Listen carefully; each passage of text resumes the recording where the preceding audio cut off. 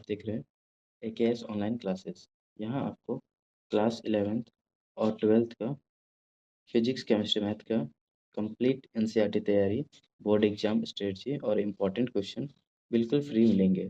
अगर अभी तक चैनल को सब्सक्राइब नहीं किया है तो ज़रूर कीजिए। अब शुरू करते हैं आज का टॉपिक। आज का टॉपिक है डॉट प्रोडक्ट और स्केलर प्रोडक्ट। चलिए देखते हैं क्या होता है। मान लेते हैं दो वेक्टर है, एक वेक्टर ए है और एक वेक्टर बी है और दोनों के बीच में एंगल थीटा है। अब क्या होता है कि ए का जो मैग्नीट्यूड है वेक्टर ए का, उसको लिख सकते हैं मोड ऑफ वेक्टर ए या फिर सिर्फ ए। इसी तरह बी का जो मैग्नीट्यूड है उसको लिख सकते हैं मोड ऑफ वेक्टर बी या फिर सिर्फ बी। अब डॉट प्रोडक्ट क्या होता है समझते हैं। तो जब भी हम लोग ए और बी का डॉट, तो ये होता है ए और बी का मैग्नीट्यूड का प्रोडक्ट, साथ में यहाँ पे कॉस थीटा आता है। ये जो थीटा है वो एंगल, इसी को कहा जाता है dot product of two vectors. अब चलिए समझते हैं।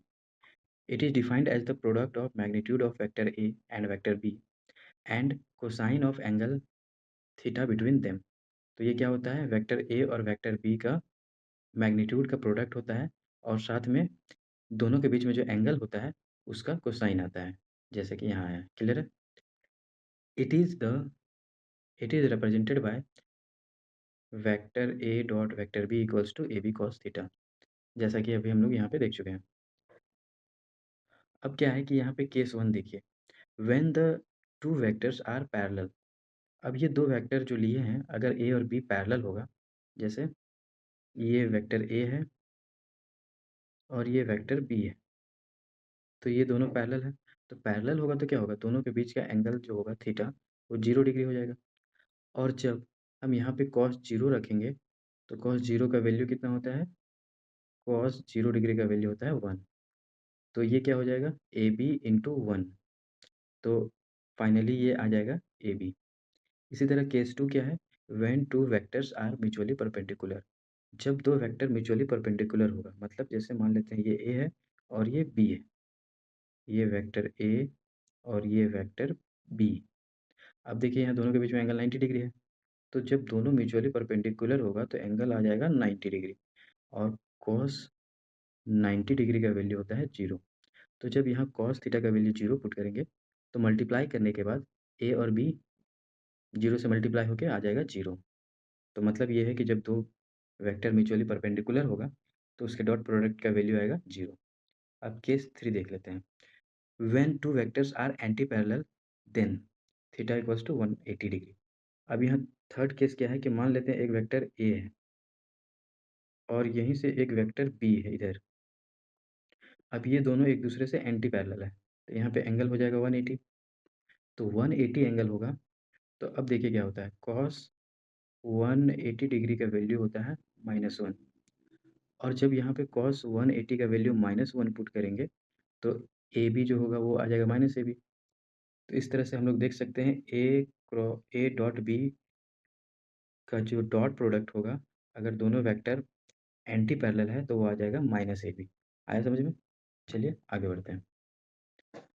अब देखिए क्या है कि डॉट प्रोडक्ट का, जब दो वेक्टर का डॉट प्रोडक्ट करते हैं तो उसमें क्या होता है कि कैसे करते हैं वो समझते हैं। चलिए, जैसे मान लेते हैं एक वेक्टर ए है, इसका वैल्यू है a1 आई कैप, a2 जे कैप और a3 के कैप। वेक्टर बी है, इसका वैल्यू है b1 आई कैप, b2 जे कैप और b3 के कैप। अब ये दोनों का जब डॉट प्रोडक्ट करेंगे यहाँ पे, तो vector A dot vector B, ये दोनों को कर दिए। अब देखिए इसका मल्टीप्लिकेशन सिंपली जैसा अलजेब्रा में हम लोग करते हैं वैसे ही करेंगे। यहाँ पे a1 आई कैप को ये तीनों के साथ मल्टीप्लाई करेंगे, तो a1 b1 इसके साथ कर दिए, फिर a2 b2 इसके साथ, a1 b2 इसके साथ कर दिए, और यहाँ पे आई जे हो गया।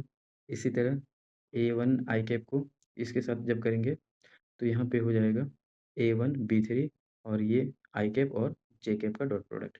इसी तरह अब a2 जे को तीनों के साथ करेंगे और फिर a3 के को फिर इस तरह से तीनों के साथ करेंगे। तो जब हम लोग यहाँ पे करेंगे तीनों के साथ, तो ये पूरा वैल्यू आ जाएगा। अब आगे देखते हैं क्या होगा।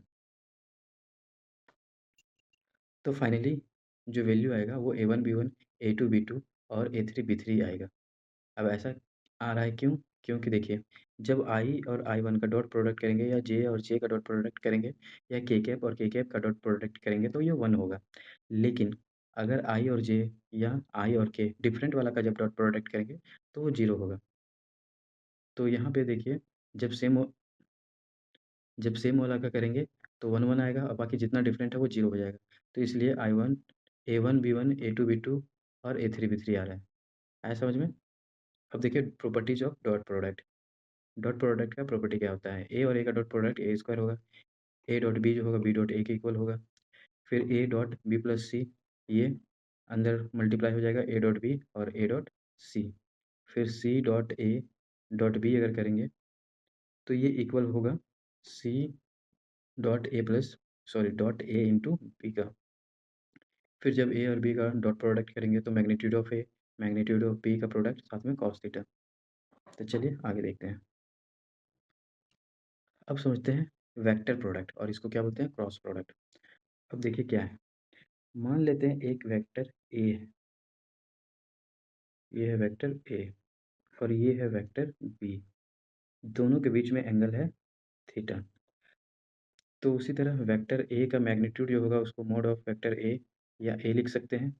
इसी तरह बी का जो मैग्नीट्यूड होगा उसको मोड ऑफ वेक्टर बी या बी लिख सकते हैं। और दोनों के बीच में यहाँ पे थीटा है। तो जब ए क्रॉस बी करते हैं मतलब क्रॉस प्रोडक्ट करते हैं तो ये क्या होता है? दोनों का मैग्नीट्यूड का प्रोडक्ट होता है, साथ में यहाँ एंगल जो आता है वो साइन थीटा आता है। और एक चीज़ है कि ये दोनों जो है एक ही प्लेन पे है, तो इसके परपेंडिकुलर एक यूनिट वेक्टर आता है एन कैप। तो यहाँ पे ये एन कैप लेते हैं। तो ये हो गया दो वेक्टर का क्रॉस प्रोडक्ट। क्लियर है?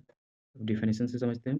It is defined as the product of magnitude of vector A and vector B and the sine of angle theta between them. तो दो वेक्टर का क्रॉस प्रोडक्ट को हम लोग कैसे डिफाइन करते हैं? दोनों का मैग्नीट्यूड का प्रोडक्ट और साथ में साइन थीटा आता है, दोनों के बीच का एंगल। क्लियर है? तो क्रॉस प्रोडक्ट लिखेंगे A cross B, A B sine theta n cap यहाँ से। तो ये फिगर है, जैसे यहाँ वेक्टर ए है वेक्टर बी है, दोनों के बीच में एंगल थीटा है। अब ए क्रॉस बी जो होगा ये परपेंडिकुलर डायरेक्शन में होगा, ठीक है। और यहाँ पे एन कैप आएगा एक यूनिट वेक्टर। अब देखते हैं क्रॉस प्रोडक्ट जब करते हैं दो वेक्टर का तो कैसे होता है। तो मान लेते हैं एक वेक्टर ए है, आई A1 आई कैप A2 जे कैप और A3 के कैप। इसी तरह बी है B1 आई कैप B2 जे कैप और B3 के कैप। तब ए क्रॉस बी जब हम लोग करेंगे तो कैसे होगा वो समझते हैं। तो सबसे पहले यहाँ पे हम लोग लिख लेंगे आई कैप जे कैप और के कैप, और इसका जो कॉफिशिएंट है A1 A2 और A3 ये एक लाइन में लिख लेंगे। फिर बी का जो कॉफिशिएंट है इसमें B1 B2 B3 ये लिख लेंगे। अब देखते हैं इसका मल्टीप्लाई कैसे करते हैं। तो जब हम लोग आई कैप को मल्टीप्लाई करेंगे तो ये पूरा कॉलम और ये रो नहीं देखेंगे, इधर से मल्टीप्लाई करेंगे ऐसे। तो ये हो जाएगा, इधर से मल्टीप्लाई करेंगे तो A2 B3, बीच में माइनस साइन देते हैं, फिर इसको ऐसे मल्टीप्लाई करेंगे। देखिए यहाँ पे जब I1 लेंगे तो यहाँ पे A2 A3 और P2 P3 लेंगे। अब इसका मल्टीप्लाई कैसे करेंगे? इधर से क्रॉस ऐसे। तो ये हो जाएगा A2 B3, बीच में माइनस साइन देंगे, फिर इधर से करेंगे, ये हो जाएगा B2 A3 और ये आई कैप। ये हो गया यहाँ तक। उसके बाद ये पॉजिटिव लेते हैं, ये नेगेटिव लेते हैं और ये फिर पॉजिटिव लेते हैं। अब जब जे लेंगे, जे कैप को, तो देखिए क्या लेंगे, पूरा ये रो नहीं लेंगे, ये कॉलम नहीं लेंगे और ये रो नहीं लेंगे, तो यहाँ इसको लेंगे। तो ये हो जाएगा A1 B1 A3 और B3। अब जब इसका मल्टीप्लाई करेंगे तो फिर से ऐसे क्रॉस A1 B3, बीच में माइनस साइन, फिर इसको ऐसे B1 A3 और साथ में जे cap.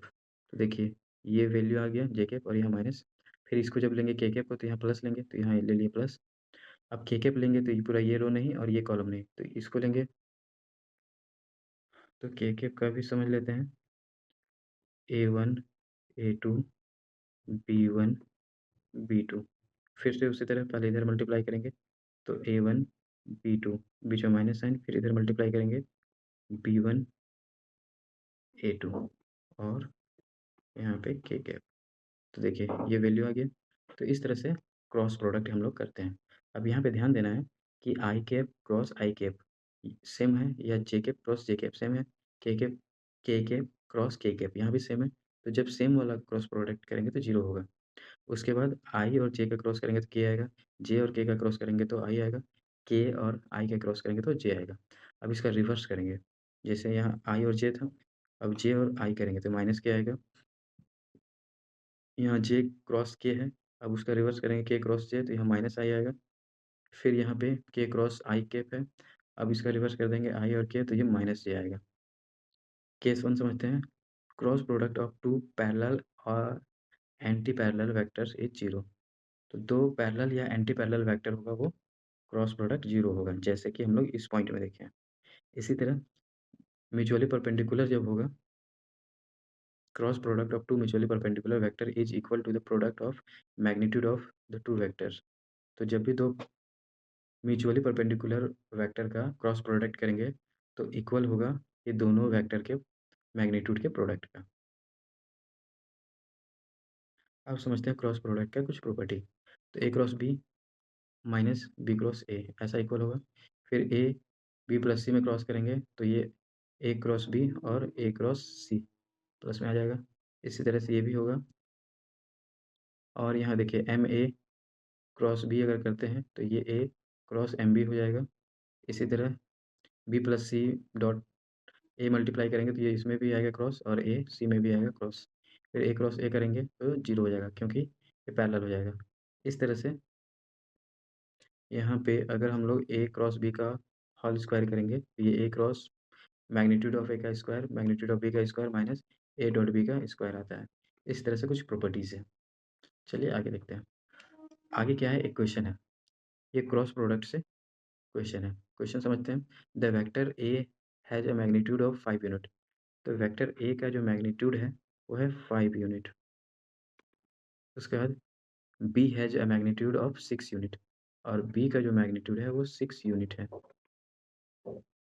And the cross product of A and B has the magnitude of 15 unit.